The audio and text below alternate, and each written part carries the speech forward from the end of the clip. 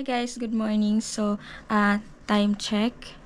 Ayan, 6:27. So, nagising na ako. Naisipan ko lang na mag-PT ulit kasi, ayun nga, hindi pa rin dumating yung mens ko and parang feeling ko may something, ganun. So, ayun guys, parang tinry ko lang siya mag-PT and nagulat ako guys.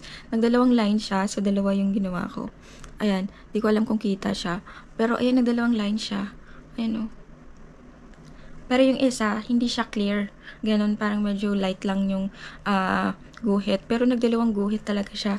Ayun. Tapos, based kasi sa mga nalalaman ko o mga sinasabi ng iba, maganda daw mag-PT ka kapag pagising mo sa umaga. Ganon. So, ayun guys, maga ako nagising para mag-PT ulit. Oh my God, ito na naman tayo. So, tingnan natin kung ano yung result, kung maging dalawang guhit pa rin ba or isa na lang or mag 2 lines ulit, ganun. Oh my gosh. So, ayun guys, wait lang. Dalawa na yung binili ko. Magkaiba pala to. Ngayon ko lang napansin na magkaiba pala. Ayan, tapos ito. So, ito muna yung ano natin. Ito muna yung unahin natin. So, ayun siya. Ang ganda na to. Yung pangalan niya guys is Pink Check. Ang ganda kasi ang lagay niya ganyan, no? Tapos kunin mo lang to. Tapos dito ko kukuha ng urine mo. Tapos i-drop mo siya dito. Ilang drops ba to? 3 drops. So, ayan guys. Kita nyo. May dalawang guhit talaga siya eh. Ayan. Ayan. Pero, sobrang light lang yung isa. So, hindi ko alam kung positive siya. Pero, yun. Dalawang guhit na siya. Oh my God. Baka ito na yun. Baka ito na yun, Lord. Oh my gosh. Try ko lang talaga kahapon, parang naisipan ko lang mag-PT kasi parang sakit ng puson ko, pero parang di man ako magkakaroon, parang ganun, parang kakaiba. So, ayun nga, nagulat ako nung nag-PT ako is nagdalawang guhit siya. Tapos, yun, kasi yung isa is light siya. Pero marami akong napagtanungan. Sabi nila may chance daw na positive yun kahit light yung isa kasi may dalawang guhit nga. Kasi pag negative daw is isang guhit lang talaga na dark, ganun.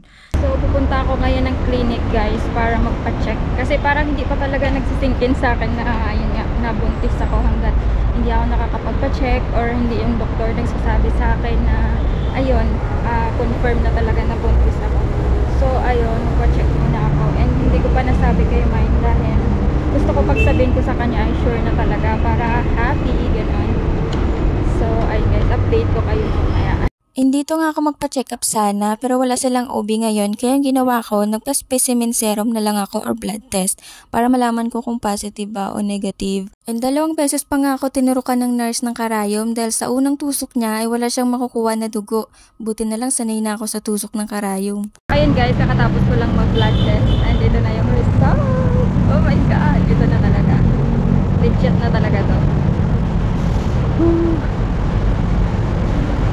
Wala kasing OB kanina, so nagpa-blood test na lang ako and babalik na lang ulit ako dito kapag meron ng OB para makapagpa-schedule na ako just in case positive. Oh my God.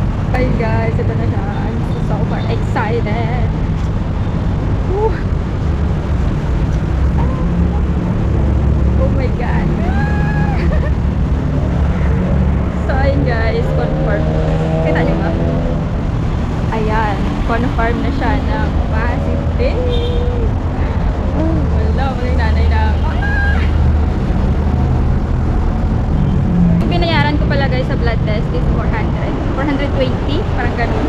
Sabi nga nila, bakit sure naman yun sa PT kasi dalawang line naman. Pero parang, alam mo yun, parang hindi pa rin nag-sink in sa akin. Parang hindi pa rin ako sure, ganun. Pero ito, sure na talaga. Tapos, babalik na lang ulit ako dito para mag-schedule sa OB and para malaman ko kung gaano na siya katagal and kung ano yung mga ibigay sa akin na vitamins na i-take ko, gano'n. So, ayun guys, dahil sobrang excited ako ngayon. Pupunta ako ngayon kay Mike. Tapos, isa-surprise ko siya sa result, gano'n. Pero susunod ko na lang na vlog i-upload kasi medyo mahaba na tong vlog ko ngayon. So, papakita ko sa inyo kung ano yung magiging reaction niya kapag nalaman niya na positive na ako. So, yun lang guys. I'm so happy.